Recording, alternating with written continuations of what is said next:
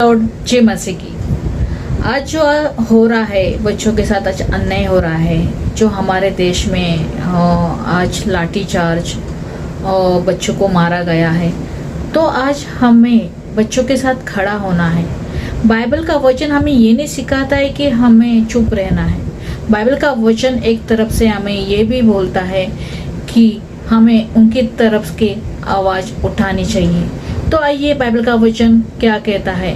जैसा कि बाइबल का वचन नीति वचन 31:8-9 में लिखा है, मुख के लिए अपना मुंह खोलो और सब अनाथों का मुकदमा लड़।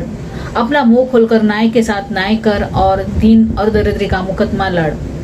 इसका मतलब हमें चुप नहीं रहना है, हमें उनके साथ भी आवाज उठानी है। फिर हम लोग देखते हैं यशायाह का 1:17, भलाई करना सीखो, न्याय की खोज करो, अंधेरा सहने वाले को संभालो।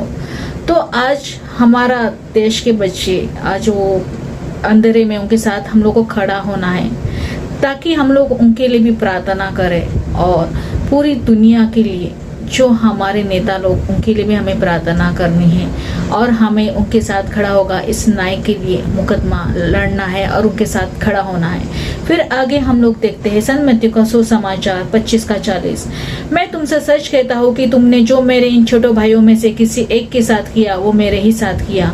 जो गलत कर रहे परमेश्वर उनका न्याय कैसा करेगा। देखो, अगर आज हम उनके साथ नहीं खड़े हैं तो परमेश्वर क्या बोलते हैं, तो समझ लेना हम लोग आज यीशु के लिए कुछ नहीं कर रहे। तो हमें इन लोगों के लिए प्रार्थना करना है, उनके हर एक लड़ाई में हमें लड़ना। और परमेश्वर ये भी बोलता है, आज जो गलत कर रहे हैं, जो देश के साथ जो पाप कर रहे हैं, उनके लिए भी परमेश्वर क्या बोलते हैं। आइए हम लोग देखते हैं रोमियो का 12:19, हे प्रियो, अपना बदला ना लेना परंतु परमेश्वर के क्रोध के लिए जगह दो, क्योंकि लिखा है, बदला लेना मेरा काम है, मैं ही बदला दूंगा, प्रभु कहता है।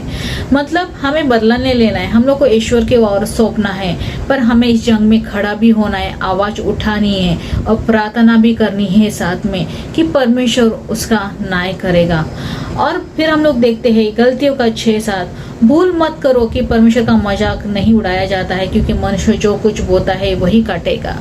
अगर कि कोई आपके साथ, हमारे साथ जो अन्याय हो रहा है, जो लोगों के साथ अन्याय हो रहा है, जो पाप कर रहा है, इस पाप में डूबे हैं, तो इतना याद रखना, जो जैसा बीज बोएगा वो वैसा ही काटेगा, तो उसको परमेश्वर न्याय करेगा।